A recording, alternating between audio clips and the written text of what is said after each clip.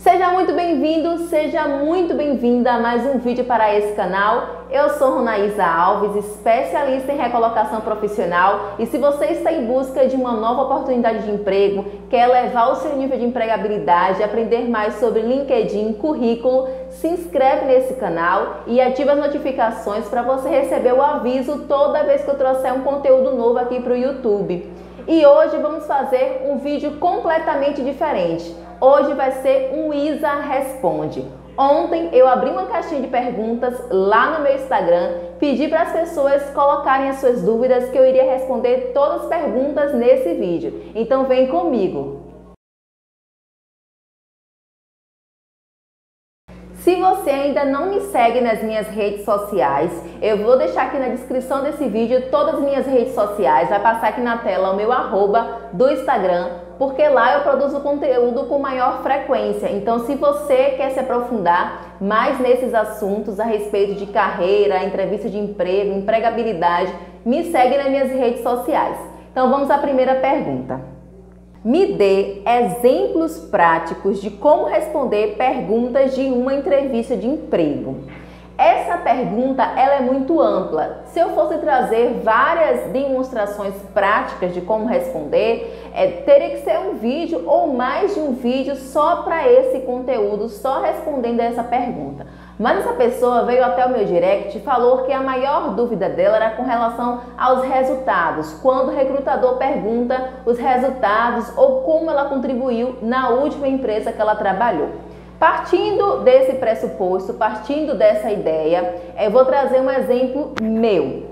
Eu já trabalhei no setor financeiro de algumas empresas e quando me perguntavam, qual era o resultado, geralmente eu costumava trazer questões voltadas à redução do passivo, organização, estratégias de organização, planilhas, melhoria na saúde financeira da empresa. Então você precisa analisar o seu cenário, a sua trajetória profissional, entender como a empresa era antes de você trabalhar lá e como a empresa ficou após a sua saída, quais projetos você conseguiu implantar, quais ideias você conseguiu levar para aquela empresa. Então você precisa realmente desenvolver o autoconhecimento, estudar o seu currículo e entender como você gerou esses resultados para você oferecer uma resposta assertiva, porque cada profissional vai responder essa pergunta de uma forma diferente, baseado na sua vivência profissional. Tem muita gente que fala que são perguntas sem nexo, são perguntas nada a ver, mas toda pergunta tem por trás um objetivo. Se o recrutador está questionando algo a você, é porque ele quer obter uma resposta para entender se você é o candidato ideal para aquela vaga. Então toda pergunta tem um fundamento e se você não entender, não responda de forma vaga, não responda qualquer coisa. Fala que você não entendeu, seja honesto, pede para o recrutador repetir, tenta respirar fundo e pensar com calma antes de oferecer qualquer resposta, uma resposta que não tenha nada a ver com a pergunta que o recrutador te fez. Segunda pergunta, com qual frequência devo postar no LinkedIn? Vamos lá, o LinkedIn ele é uma rede social e toda rede social quer que a gente fique preso naquele vínculo, quer que a gente interaja, quer que a gente engaje, quer que a gente passe muito tempo nela. Então o LinkedIn não é diferente. Se você puder postar todos os dias, poste todos os dias. O mínimo que eu recomendo é 3 vezes por semana, mas quanto mais você puder postar, gerar engajamento, melhor para você. Quanto mais publicações você tiver, quanto mais conteúdo relevante você produzir para o LinkedIn, mais chances de você ser visto por um recrutador, por um parceiro ou até por um cliente, no caso se você estiver fazendo negócios através do LinkedIn. Então, quanto mais você conseguir manter uma frequência, melhor para você, melhor para os seus resultados profissionais. Temos mais uma pergunta com relação ao LinkedIn. O que fazer com a pessoa que virou lenda no LinkedIn? Amada, só fiz a conta e não sei para onde ir. Essa é uma pergunta engraçada, mas que é muito comum. Muitos profissionais criam uma conta no LinkedIn ou porque foi indicado por um professor ou por algum mentor, ou criam uma conta para conseguir um emprego, quando conseguem uma recolocação profissional, desistem de utilizar o LinkedIn. E o LinkedIn vira que meio um cemitério, né? O que chamamos de um cemitério. E isso é um grande erro, porque investir no LinkedIn é investir na sua empregabilidade. Não é porque você está trabalhando que você não precisa ser ativo no LinkedIn. Então, primeiro passo para quem virou uma lenda, mas uma lenda no sentido ruim, né? No LinkedIn é arrumar a casa, né? Arruma o seu LinkedIn, estrutura o seu resumo, as suas experiências, o seu objetivo. E após arrumar a casa, deixar tudo bonitinho de acordo com o seu objetivo profissional, começa a movimentar. Eu percebo que existe um bloqueio com relação às pessoas, né? No que diz respeito ao LinkedIn. As pessoas utilizam o Instagram, utilizam o Facebook, utilizam o YouTube, mas quando fala de LinkedIn diz que não sabe para onde vai, que é muito difícil de mexer, e não é. Se você consegue utilizar o Facebook, consegue utilizar o Instagram, você vai conseguir utilizar o LinkedIn. Basta ter interesse em querer explorar a rede social. E com relação à produção de conteúdo, é uma habilidade, né? Quanto mais você começar a produzir conteúdo, mais fácil se torna a produção de conteúdo para o LinkedIn. Então, minha orientação é: arruma a casa, começa a explorar a rede social, produz conteúdo e segue as minhas dicas, porque constantemente eu ofereço dicas de como produzir conteúdo relevante, como solicitar conexões, como movimentar a rede social de forma estratégica para gerar bons resultados profissionais. Fica a dica. E vamos para a quarta pergunta. Essa quarta pergunta eu achei bastante diferente, achei bastante interessante. Qual o limite de entrevistadores? Minha última entrevista tinha 4 me bombardeando de perguntas. O que acontece? Provavelmente essa pessoa ela passou por uma entrevista painel, onde mais de uma pessoa, né, todos envolvidos no projeto ou que vai trabalhar diretamente com esse profissional, participam dessa entrevista, cada um perguntando sobre um aspecto diferente, né, questionamentos que vão ser relevantes para o dia a dia naquela organização. Seja questionamentos para avaliar o perfil comportamental, a experiência, as competências técnicas.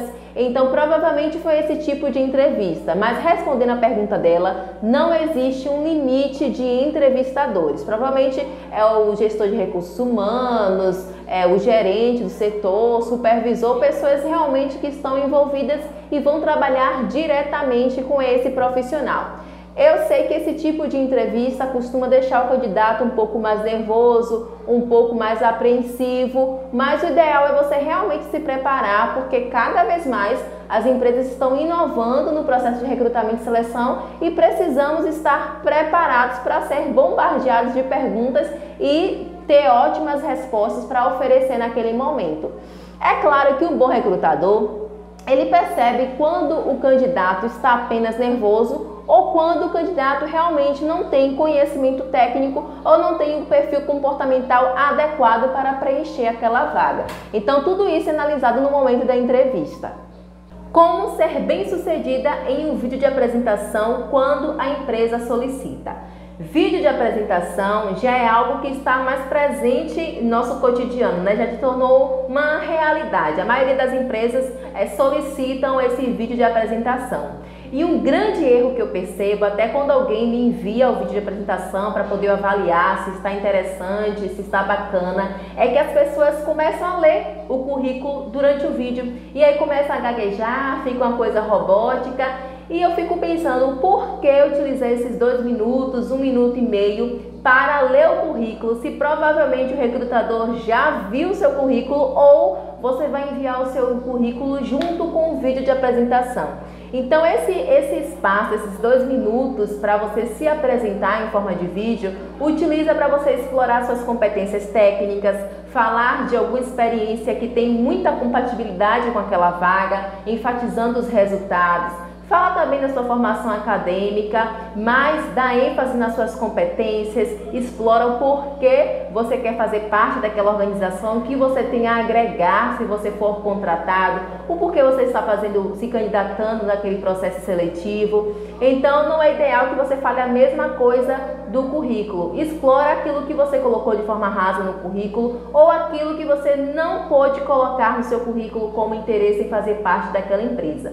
Lembrando que o vídeo de apresentação é personalizado para a vaga, assim como o currículo em vídeo e assim como o currículo em papel. Então é preciso que você faça um vídeo de apresentação para cada empresa, para cada vaga. Quando o vídeo de apresentação tem algumas perguntas, algumas empresas já falam que você precisa responder tal e tal pergunta. Então você também deve incluir essas perguntas no seu vídeo de apresentação. E sempre ficar atento com relação a vestimenta, iluminação, enquadramento. Não coloca o celular muito próximo do seu rosto, Deixa aparecer pelo menos os ombros. E com relação também à qualidade do áudio, é preciso que o recrutador consiga ouvir e entender aquilo que você está falando durante o vídeo. Eu tenho certeza que seguindo essas dicas você vai fazer um vídeo de apresentação muito interessante, bem sucedido.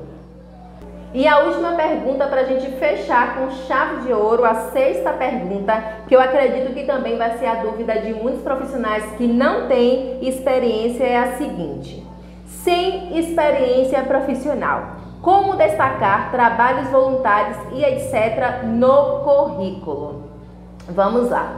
Primeiro, que trabalho voluntário também pode ser colocado como experiência profissional. Você vai colocar o período que você começou a desempenhar aquela atividade, o período que você terminou, todas as atividades que você realizava naquele trabalho voluntário, os resultados que você gerou, como você contribuiu para aquela instituição, para aquela associação. Lembrando que é necessário que você coloque apenas aqueles trabalhos que têm relevância para a vaga. Se você fez trabalho voluntário de distribuição de cesta básica, recreação infantil e não tem muita relevância com a vaga que você está buscando uma oportunidade de emprego, não tem por que você colocar aquela experiência no seu currículo.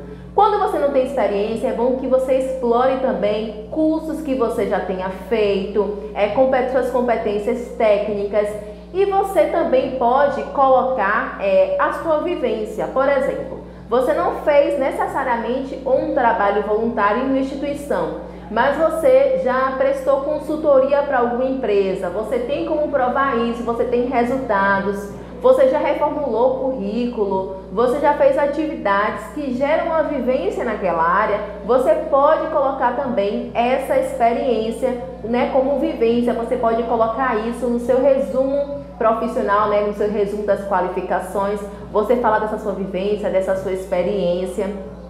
Então, assim, não foque no que você não tem. Eu vi uma frase esses dias que é muito real: tudo que a gente foca expande. Se você foca muito que você não tem experiência e que por isso você tem dificuldades de conseguir um emprego ou uma recolocação no mercado de trabalho, isso expande, Isso toma uma proporção que faz com que você fique desmotivado, desestimule você. Então foca naquilo que você tem. O que é que você tem? Você tem conhecimento, você tem cursos. Foca nisso, dá ênfase nisso, que eu tenho certeza que você vai conseguir estruturar um currículo, com informações atrativas e que o recrutador vai perceber isso. Tem muitas empresas que estão quebrando esse paradigma, de só querer profissionais super preparados, super qualificados. Estão buscando realmente pessoas que têm um brilho nos olhos, Profissionais que querem fazer a diferença, que querem entregar o seu melhor. E não esqueçam de utilizar o LinkedIn. O LinkedIn é uma rede social, uma ferramenta